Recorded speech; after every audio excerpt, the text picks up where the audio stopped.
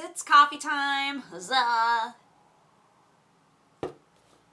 It's so weird. When you order your coffees ahead of time, it has like a big old sticker that has your name on it. So you don't get that experience. Like, out of everything that I'm giving up in order to have my drink just waiting for me when I walk into a Starbucks, I hate that I'm giving up the experience of looking to see whether or not my name is legible on the actual packaging, right? Because sometimes they just scribble. They're like, what's your name? And just like, blah, blah, blah, blah, blah, blah. And I don't know how the person who's making the drink ever figures out what your name is supposed to be. Like, it blows my mind.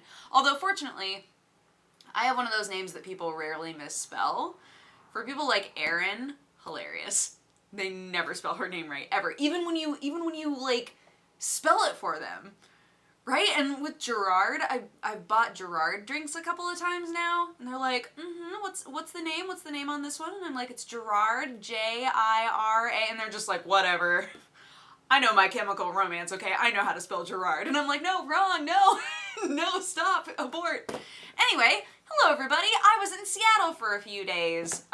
It was awesome. I can't really tell you much about it, but it was a super cool filming project with Jesse.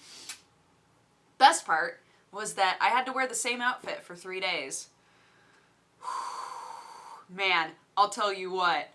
Once I got to wear just jeans and a t-shirt, felt incredible. I was like, oh my gosh, this is the sort of freedom I've only dreamed of. Because I also, like, my hair had to look exactly the same. So I hadn't washed my hair in like 5 days, which isn't too bad for me, honestly. Like, normally my hair can last for a while, and since I bleached it so much, I like to let my natural oils get all up in there, you know, and like do their healing thing.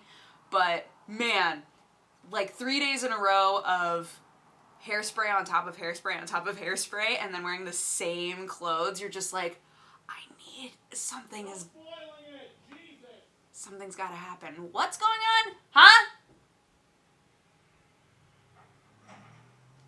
Jesse is angry with me for talking about the show.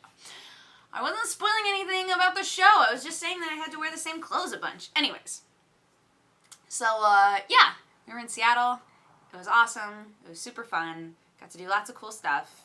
But you guys will see it, I think, in like 3 weeks. Something like that. So it's not going to be too long. It's not going to be too long. Fingers crossed. But yeah, got off the airplane, immediately went to a baby shower, and that was awesome. It was Happily Erin's baby shower, and it was a baby shower barbecue.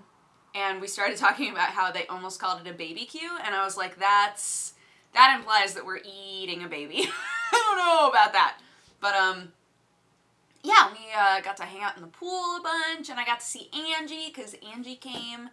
And we talked a lot about Ed, and Eddie. Guys, I got into that weird... Did I tell you about the time I got into that weird Ed, and Eddie part of Tumblr? Man, I love, like... It used to be Encyclopedia Dramatica for me. It's not anymore. It's no longer Encyclopedia Dramatica. Now it's just Tumblr. I can go on Tumblr and just, like, click on a random tag and be like, where am I?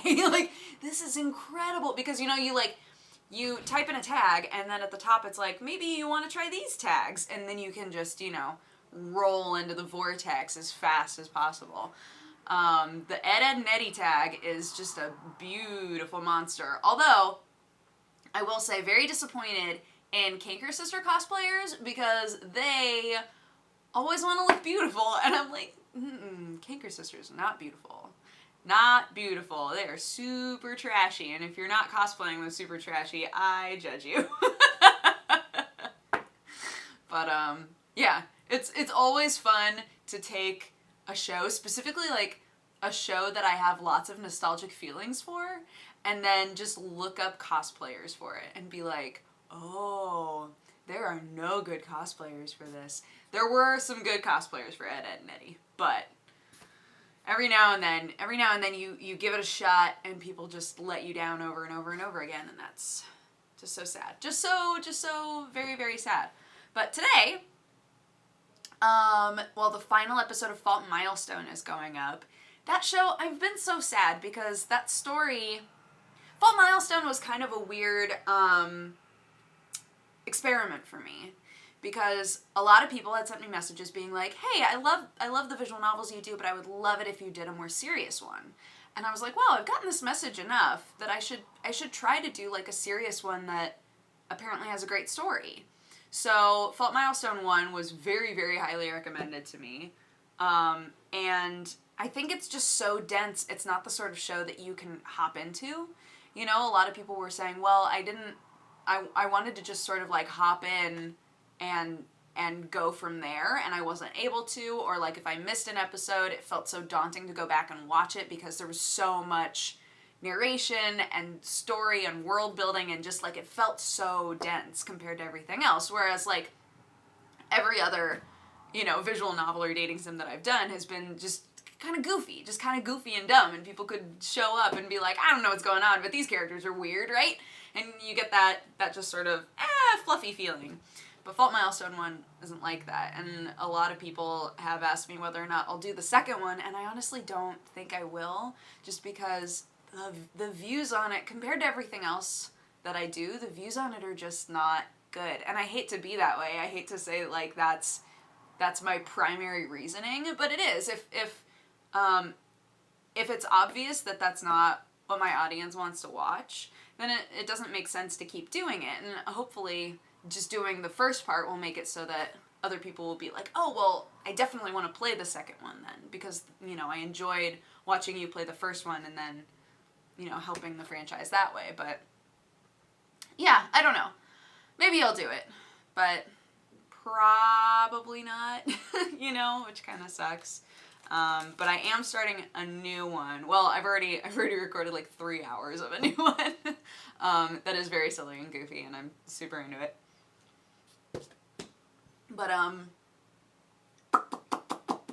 yeah. I'm also going to be doing a live stream today, and I have no idea what I'm playing. No idea! I haven't figured it out at all. Should probably think on that. Let's see. What's in my Stam? Yeah, what's going on Steam? Oh, all my achievements from the new game. That's right, Life is Strange. The next part of Life is Strange is coming out tomorrow, I think. Lots going on. I'll look at that later. But I'll definitely be playing that before I leave as well. Because, again, I'm leaving again on Thursday to go to England for CoxCon, and then it's my birthday week, so I'm going to stay out there for like an extra week, which I'm really, really excited about. It's going to be super fun. But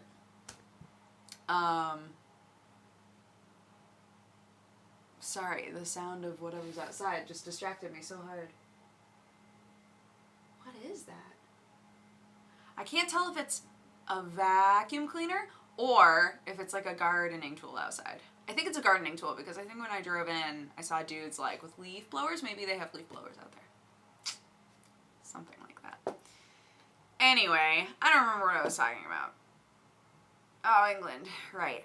England's gonna be awesome. I'm excited to go to England and spend some time with Sam and the family and all that. But that means that these next few days I have to go ham, like really, really ham. And an old friend of mine is going to be staying at my place, like house sitting for me. So she's going to be coming over and I'm going to be like, here are my cats. They're adorable. Please love them. But that also means that I have to really clean the house. Whew, so much to do. But yeah. I hope you guys had a fantastic weekend. I'm going to go and set up for the stream, and I will see you again soon, probably tomorrow. Alright, bye-bye!